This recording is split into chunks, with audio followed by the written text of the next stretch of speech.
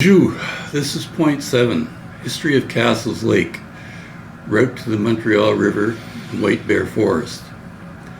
Let's explore how waterways, lakes, and forests interconnect in region history.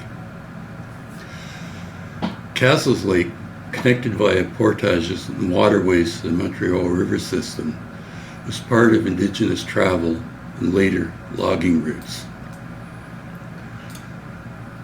In Anishinaabemowin, lake names carry meaning tied to places and stories. Cassels Lake in Anishinaabemowin is kaw'waa'buck'koosh'ki'day'yaw, the place of the white or polar bear hills. White Bear Forest, adjacent to these waterways, provided old-growth stands and habitat. Logging in the early 20th century used routes through Cassels Lake to transport timber downstream. Over time, conservation efforts recognized the value of preserving stands in White Bear Forest. Many portage trails exist, combining lake and forest pathways. For decades, Cassels Lake served as a key artery in Temagami's logging era. Logs cut from surrounding forests were floated down Cassels Lake through a chain of connected waterways, including Rabbit Lake, Snake Island Lake, and the Montreal River, which descends sharply toward the Montreal River.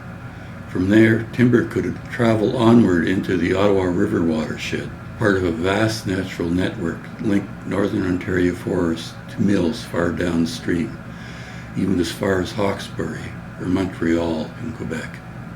These logging routes followed the natural flow of water, aided by dams, booms, and sluiceways built to guide timber over rapids and through narrows. The system was both ingenious and dangerous. Men known as river drivers, or log drivers, balanced on moving logs, steering them through the twists of this rugged terrain.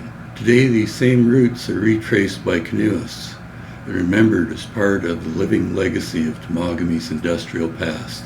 With the construction of a lumber mill and town site on Cassels Lake, timber could be processed locally and shipped out by rail. White Bear Forest is a remnant of the Gillies brothers' timber limits. The mill manager's wife was very fond of the tall timber skyline. That, and the fact that the rugged terrain made logging uneconomical, led to the eventual conservation status of this area. Ecologically, Cassels Lake and connected waterways support fish habitats and mudflats used by waterfowl. Forested corridors along these routes nurture wildlife movement. Historically, canoeists navigated these waters for resource gathering and trade. Logs floated or were hauled along portages. Today, the White Bear Forest trails trace some of these old paths. Recognizing this layered history deepens appreciation for interwoven aquatic and forest landscapes. Miigwech, scan ahead for point 8, forest floor, ferns, flowers, etc.